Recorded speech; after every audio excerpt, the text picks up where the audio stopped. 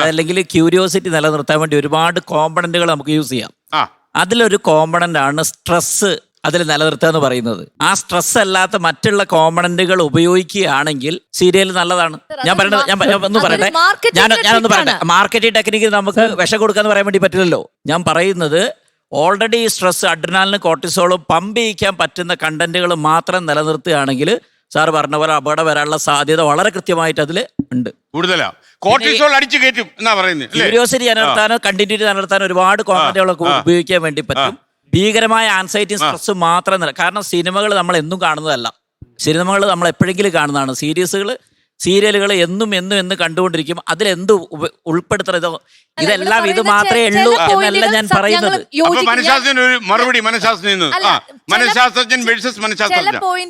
ചില പോയിന്റുകളോട് ഞാനും യോജിക്കുന്നുണ്ട്.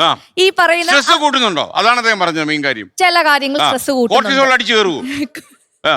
മാത്രമല്ല ആൾക്കാർക്ക് അഭിനയിക്കുന്ന വ്യക്തിത്വം തന്നെ സമ്മതിക്കുന്നുണ്ട്.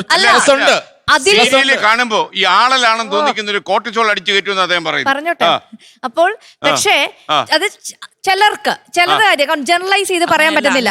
അല്ലല്ല, കാരണം ഇൻഡ്യൂസ് ചെയ്യണതാണെങ്കിൽ എല്ലാവരിലും സ്ട്രെസ് ഇൻഡ്യൂസ് ചെയ്യും. ടോളറേറ്റ് ചെയ്യാനുള്ള കപ്പാസിറ്റിയുടെ ലെവൽ ഇതൊരു സ്റ്റോറിയാണ്, ഒരാളുടെ ഭാവനയിൽ വരുന്ന കഥയാണ് എന്ന് മനസ്സിലാക്കുന്നവരുണ്ട്. ഇത് മനസ്സിലാക്കാത്തവരാണ്. അങ്ങനെ മനസ്സിലാക്കിയിട്ടല്ല നമ്മൾ സിനിമകൾ കാണുന്നത്. നമ്മൾ അതിലെ കഥാപാത്രങ്ങളായിട്ട് മാറുകയാണ്. സ്ട്രെസ്സിനെ കുറിച്ച് പറഞ്ഞല്ലോ. ഒരു 80-85 കാലത്ത് ഇതേ സ്ട്രെസ് അനുഭവിച്ചിരുന്ന ആളുകൾ മലയാളികൾക്കിടയിലുണ്ട്, വായനക്കാർക്കിടയിൽ. അന്ന് ഒരു വാരിക കിട്ടുന്നതിന് വേണ്ടി വീട്ടില് വീട്ടമ്മമാരായാലും മറ്റുള്ളവരായാലും കാത്തിരുന്ന ഒരു കാലം ഉണ്ടായിരുന്നു. ആ വാരികയുടെ പേര് ഞാൻ പറഞ്ഞില്ല. അപ്പൊ ആ മാവാരിക മംഗളം, മനോരമ ഇങ്ങനെയുള്ളത്. അപ്പൊ ഇത് കഥ വായിക്കുന്നതിന് വേണ്ടി, തുടർക്കഥ വായിക്കുന്നത് ഇപ്പൊ തന്നെ ഇല്ലല്ലോ, തുടർക്കഥ വായിക്കുന്നതിന് വേണ്ടി സ്ട്രെസ്സോടുകൂടി കാത്തിരുന്നുണ്ട്. അതേ അനുഭവം തന്നെയാണ് ഇപ്പൊ ഈ ഞാൻ പറയട്ടെ. സാറിപ്പൊ പറഞ്ഞല്ലോ സ്ട്രെസ് ഉള്ളത് ഈ സീരിയൽ കാണുമ്പോ ഉണ്ടെന്നുള്ളത്.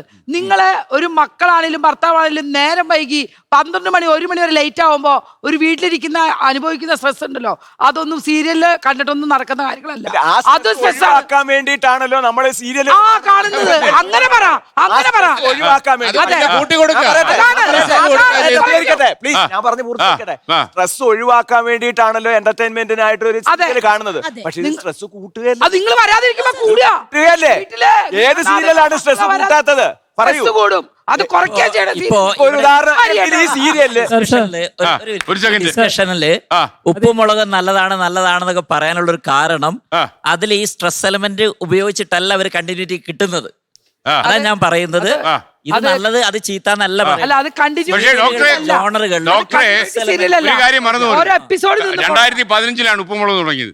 ഇപ്പൊ ഏതാണ്ട് 10 വർഷത്തിൽ കൂടുതലായി. 10 കൊല്ലത്തിന്റെ ഒരു ഉപ്പുമുളകേ വന്നുള്ളൂ. 2300 എപ്പിസോഡ്. ഓരോ എപ്പിസോഡ് 30 ലക്ഷം 40 ലക്ഷം ആൾക്കാർ ഇപ്പോഴും കാണുന്നുണ്ട്. കൂടുതൽ തള്ളണ്ട. ഞങ്ങള് തന്നെ നല്ല എന്റെ ഒരു അഭിപ്രായം എന്നുള്ളത്, ഡോക്ടർ പറഞ്ഞ സ്ട്രെസ്സിനെ പറ്റിയിട്ട് ഇപ്പൊ പല സീരിയലും സ്ട്രെസ്സിനെ പറ്റിയിട്ടാണ് ആദ്യം ഭാഗം ചർച്ച ചെയ്തുകൊണ്ടിരിക്കുന്നത്. ഇപ്പൊ സ്ട്രെസ് അല്ലാണ്ട് അതിന് പകരം ഒരു തമാശ എലമെന്റും കൂടി അതിൽ ചേർത്തിണെങ്കിൽ അതൊന്നും കൂടി രസകരമാവുന്ന എനിക്ക് തോന്നുന്നത്. ഈ തട്ടിമുട്ടിയും പോലത്തെ സീരിയലിലൊക്കെ തമാശക്ക് കൂടുതൽ പ്രാധാന്യം കൊടുത്തിട്ടുള്ള സീരിയലുകളാണ്. ഇപ്പൊ എന്റെ അപ്പനിപ്പോ കട പൂട്ടിയിട്ട് വരുമ്പോ ആൾക്ക് കടയിൽ ഒരുപാട് സ്ട്രെസ്സും കുറെ വിഷമങ്ങളും കാര്യങ്ങളൊക്കെ ഉണ്ടായിട്ടുണ്ടാവും. അപ്പൊ വീട്ടിലൊന്ന് സമാധാനപരമായിട്ട് ഇരിക്കാനൊക്കെ ആഗ്രഹിക്കുമ്പോ കുറച്ച് ചിരിപ്പിക്കുന്ന കാര്യങ്ങളാണ് കുറച്ചും കൂടി ഇഷ്ടപ്പെടുക. അല്ലാണ്ട് വിഷമങ്ങളൊക്കെ കോമഡി ഇഷ്ടമാണ്. ഇപ്പൊ വിഷമങ്ങളൊക്കെ ഉണ്ടാക്കാം. ഒരു മൊബൈല് ഒരാൾക്ക് നഷ്ടപ്പെട്ടു പോയാൽ ചുരിദാർ പശു അടിക്കുന്ന ഒരു രംഗം ഒരു സിനിമയിലുണ്ട്. ചുരിദാർ പശു തിന്നുന്ന ഒരു രംഗമുണ്ട്. വിയറ്റ്നാം കോളനിക്കകത്ത് എത്രയോ സുന്ദരമായിട്ടുള്ള ഒരു രംഗമാണ്.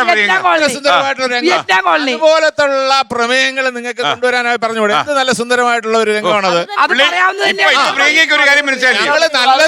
നല്ലതിനെ ഞങ്ങൾ നല്ലതായിട്ട് തന്നെ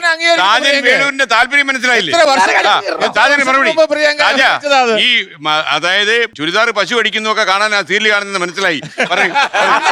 നിങ്ങൾക്ക് ഇഷ്ടം. ഇതിലല്ല ഇഷ്ടം.